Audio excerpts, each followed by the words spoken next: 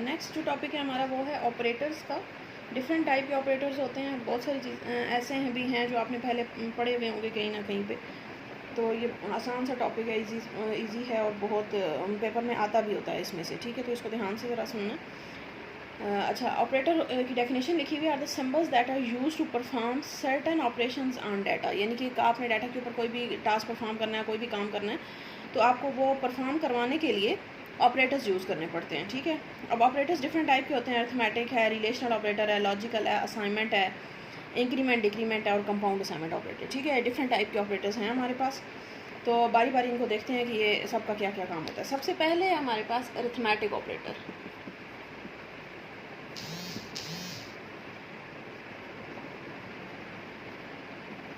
Arithmetic operator. अब arithmetic operators ऐसे operators जो कि मैथमेटिकल ऑपरेशंस परफॉर्म करने के लिए यूज़ होते हैं, यूज टू परफॉर्म। आपने पढ़ा था सीपीयू के दो पार्ट्स होते हैं, ALU and CU। ALU means arithmetic logic unit. तो उसमें हमने अर्थमेटिक भी ऑपरेटर्स पढ़े थे और लॉजिकल भी पढ़े थे। तो ये वही चीज़ है, कोई इसमें डिफरेंस नहीं है इतना, ठीक है। Used to perform mathematical operations. अब अर्थमेटिक ऑपरेटर्स कौन कौन से हो जाएंगे? मैथमेटिकल ऑपरेशंस बेसिक कौन कौन से हैं? प्लस है, माइनस है, मल्टीप्लाई है, डिवाइड है। यही है ना चार बेसिक अर्थमेटिक ऑपरेटर्स। प्लस किस लिए यूज़ होगा? एडिशन के लिए, सब्ट्रैक्शन हो जाएगी, ये मल्टीप्लिकेशन के लिए होता है और ये डिवीजन के लिए होता है। इसी तरह एक और हमारे पास ऑपरेटर है, उसको भी हम मैथमेटिक ऑपरेटर ही कहते हैं, वो है मॉड्यूलस, ठीक है। परसेंटेज लिखते हैं इसको परसेंटेज ही है, लेकिन इसको कहते क्या है? मॉड्यूलस, ठीक है। इसका मैं आपको मतलब बताती हूँ, बाकी तो चारों आपको पता है। प्लस किस लिए यूज़ होना है, माइनस, मल्टीप्लाई, डिवाइड, ये सब हमें पता है। तो सिर्फ जो है वो मॉड्यूलस वाला मतलब हम समझते हैं कि ये क्या होता है। मॉड्यूलस जो होता है हमारे पास, इसको कहते हैं मॉड्यूलस या रिमाइंडर भी इसको कहते हैं, रिमाइंडर, ठीक है। अब ये वाला जो है वो अक्सर पेपर में आता होता है, आपसे MCQs में पूछा जाता है कि मॉड्यूलस जो है वो क्या है। तो मॉड्यूलस ऑपरेटर क्या होता है कि जैसे फॉर एग्जांपल मेरे पास लिखा हुआ है 5 मॉड्यूलस 2, ठीक है। तो इसको मैं कैसे कैलकुलेट कैसे करती हूँ? मैं 5 को 2 पे डिवाइड करें, 2 2s आर 4, तो जो रिमाइंडर है जो पीछे बच जाएगा वो क्या है? 1। तो इसका मतलब है 5 मॉड्यूलस 2 का आंसर आता है 1। समझ आई ये चीज़? इसी तरह फॉर एग्जांपल मेरे पास लिखा हुआ है 9 मॉड्यूलस 3, तो 9 को 3 पे डिवाइड करें, 3 3s आर 9, 0 रिमाइंडर आएगा तो 0 आंसर आ जाएगा, ठीक है।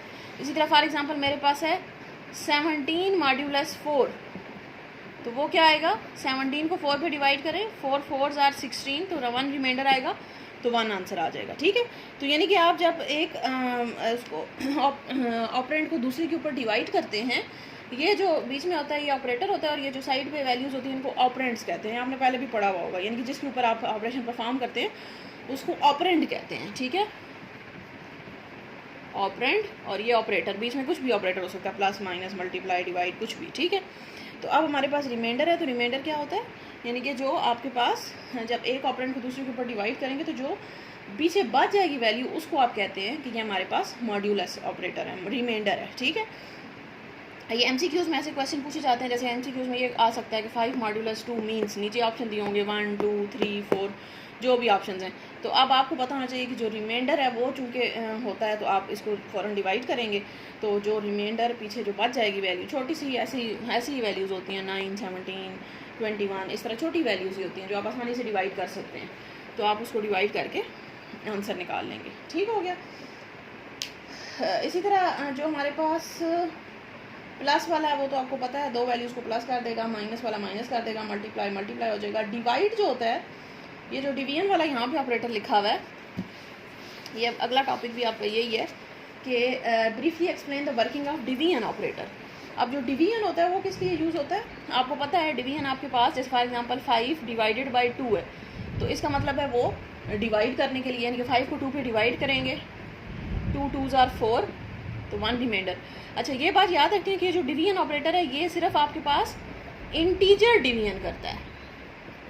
इंटीजर का मतलब अब आपको समझ आ जाना चाहिए, इंटीजर किसी चीज़ को कहते हैं कि जिसमें पॉइंट वाली वैल्यू नहीं आती। तो इंटीजर डिवीजन भी वही चीज़ होगी कि जिसमें आपका पॉइंट नहीं आएगा। तो अब इसका मतलब है कि आप इसको इस तरह से नहीं लिख सकते पॉइंट लगा के 2.510 इस तरह से आप नहीं बना सकते। इसका रिज़ल्ट आपके पास जो है वो यही आएगा 2 ही, ठीक है, समझ आई ये चीज़। यानी कि जो भी डिवाइड करके रिजल्ट आ रहा है वो डिवीजन का रिजल्ट आता है और जो पीछे बच रहा है वो रिमाइंडर का रिजल्ट आता है, ठीक है। यानी कि आपके पास जब पेपर में क्वेश्चन पूछा जाए 5 डिवाइडेड बाय 2 तो इसका रिजल्ट होगा 2, और 5 मॉडुलस 2 पूछा जाए तो इसका रिजल्ट होगा 1, ठीक हो गया। इसी तरह फॉर एग्जांपल मेरे पास है 18 डिवाइडेड बाय 4 तो इसका रिजल्ट क्या आएगा, 4 4s आर 18 को 4 पे डिवाइड करें, 4 4s आर 16, ठीक है, तो इसका रिजल्ट आएगा 4, और 18 अगर रिमाइंडर 4 पूछा जाए तो उसका रिजल्ट आएगा 2, ठीक है। तो ये इन दोनों के बीच में अब आपको डिफरेंस क्लियर होना चाहिए। और ये भी यहाँ पे कभी भी पॉइंट वाली वैल्यू नहीं आएगी। एमसीक्यूज में जब पूछा जाता है तो पॉइंट वाला आंसर दिया हुआ होता है, लेकिन आपने नहीं वो चूज़ करना। आपने कौन सा चूज़ करना है, जो पॉइंट के बगैर होगा, क्योंकि ये वाली जो डिवीजन है इसमें सी लैंग्वेज के लिहाज से उसका मतलब ये होता है कि ये इंटीजर डिवीजन है। इंटीजर डिवीजन मतलब कि जिसमें पॉइंट वाली वैल्यू नहीं आएगी, सिर्फ पॉइंट के बगैर वाला रिजल्ट है, उसको आप कंसिडर करते हैं, ठीक हो गया। अच्छा, ये नीचे वही वाला टॉपिक है आपके पास कि the manipulation of division operator is different from the other operator. The result of division operator is always an integer if both the divisor and operands are integer. The fractional part of the quotient is truncated. यानी कि अगर fraction part होगा भी तो वो आप ख़त्म कर देंगे। जैसे एग्जांपल दी हुई है 7.0 डिवाइड बाई 2.0 का रिजल्ट वैसे 3.5 आता है, बट इसका रिजल्ट यहाँ पे हमारे पास 7/2 का 3 आएगा। हम 3.5 नहीं लिखेंगे, ठीक है। फ्लोटिंग पॉइंट नंबर को आप यहाँ से ख़त्म कर देंगे, ठीक हो गया। अच्छा, नेक्स्ट क्वेश्चन जो आपका टॉपिक है वो है what is expression, explain arithmetic expression. अच्छा, ये वही चीज़ है एक्सप्रेशन की बताई हुई है। एक्सप्रेशन क्या होता है और अर्थमेटिक एक्सप्रेशन। अब अर्थमेटिक ऑपरेटर आपको पता चल गया तो आप ज़ाहिर अर्थमेटिक एक्सप्रेशन भी आप आसानी से समझ लेंगे। एक्सप्रेशन जो मैथ्स के स्टूडेंट्स हैं, या बल्कि वैसे भी ये मैट्रिक तक भी ये ऐसी कॉमन चीज़ें कि आपने पढ़ी भी होंगी मैथ्स में। एक्सप्रेशन हम किसको कहते हैं, statement that evaluates to a value is called an expression. यानी कि ऐसी चीज़ जिससे आपको कोई ना कोई रिजल्ट मिल रहा है, कोई आंसर आपको मिल रहा है, उसको आप कहते हैं कि हमारे पास एक एक्सप्रेशन है। Expression gives a single value and expression consist of operator and operands. अभी जो बात हुई थी, क्या क्या चीज़ें होती हैं इसमें, 2 पार्ट्स होते हैं। ऑपरेटर होता है यानी कि जो टास्क आप उसके ऊपर परफॉर्म करने जा रहे हैं, और ऑपरेंड्स होते हैं जो वैल्यूज़ होती हैं, ऑपरेंड होती हैं जो वैल्यूज़ जिसके ऊपर आप वो टास्क परफॉर्म करेंगे। Operator is a symbol that perform some operation, और operand is a value on which the operator perform some operation, यानी कि जिसके ऊपर आप परफॉर्म करेंगे। Operands can be consist of constant और वेरिएबल, एंड एक्सप्रेशन में consist of any number of operators and operands, ठीक है। अच्छा जी, अब अर्थमेटिक एक्सप्रेशन क्या होगा, जिसमें सिर्फ अगर अर्थमेटिक ऑपरेटर यानी कि अगर ऑपरेटर जो है वो अर्थमेटिक यूज़ हो रहा है, अर्थमेटिक एक्सप्रेशन हमारे पास क्या होगा जिसमें अगर ऑपरेटर जो है वो हमारे पास अरिथमेटिक है। अरिथमेटिक का क्या मतलब होगा, अरिथमेटिक ऑपरेटर्स अभी हमने पढ़े कौन कौन से होंगे, प्लस, माइनस, मल्टीप्लाई, डिवाइड और मॉडुलस। अगर इनमें से कोई ऑपरेटर यूज़ हो रहा है 2 ऑपरेंड्स के बीच में तो हम कहेंगे ये अरिथमेटिक एक्सप्रेशन है।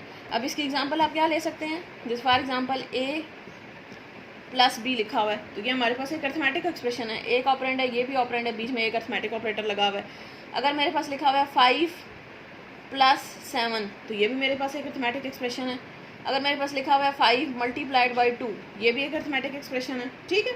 तो या मेरे पास लिखा हुआ है a + 2 ये भी एक अरिथमेटिक एक्सप्रेशन है। या मेरे पास लिखा हुआ है x - 4 ये भी एक अरिथमेटिक एक्सप्रेशन है, ठीक है। तो यानी कि कोई भी 2 ऑपरेंड्स होंगे, ऑपरेंड कुछ भी हो सकता है, वेरिएबल वैल्यू भी हो सकती है, कांस्टेंट भी हो सकता है, ठीक है, कुछ भी हो सकता है, वेरिएबल, कांस्टेंट, कुछ भी है, और दरमियान में कोई अरिथमेटिक ऑपरेटर लगा हुआ है तो आप कहेंगे कि ये हमारे पास अरिथमेटिक एक्सप्रेशन है, ठीक हो गया।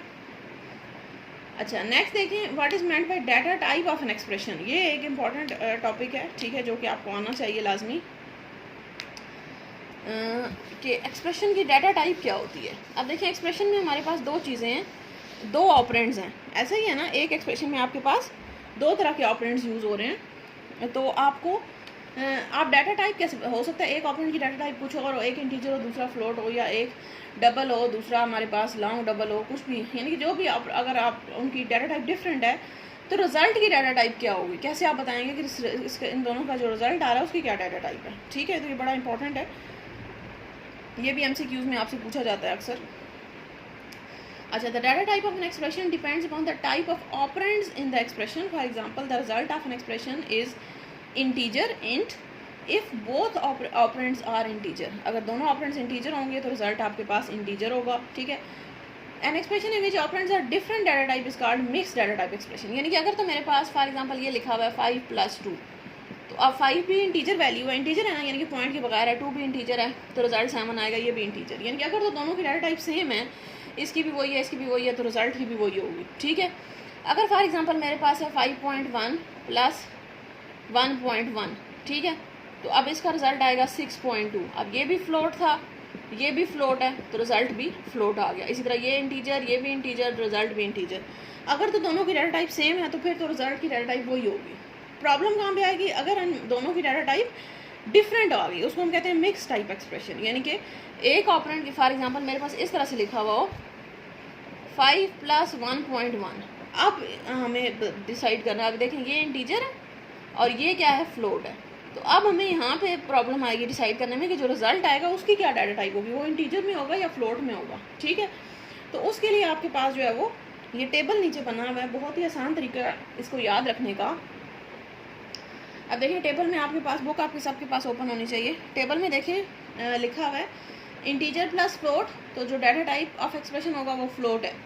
अगर इंटीजर माइनस लॉन्ग, यानी कि एक इंटीजर है दूसरा लॉन्ग वैल्यू है, तो लॉन्ग आएगा. अगर एक इंटीजर है दूसरा डबल है तो डबल आएगा. अगर एक फ्लोट दूसरा लॉन्ग डबल तो लॉन्ग डबल. यानी कि जो दूसरे ऑपरेंड की आपने ये बात याद रखनी है कि आपके पास जो सेकंड नंबर पे होता है, अब देखिए लिखा हुआ है integer plus float equal to float, integer minus long equal to long,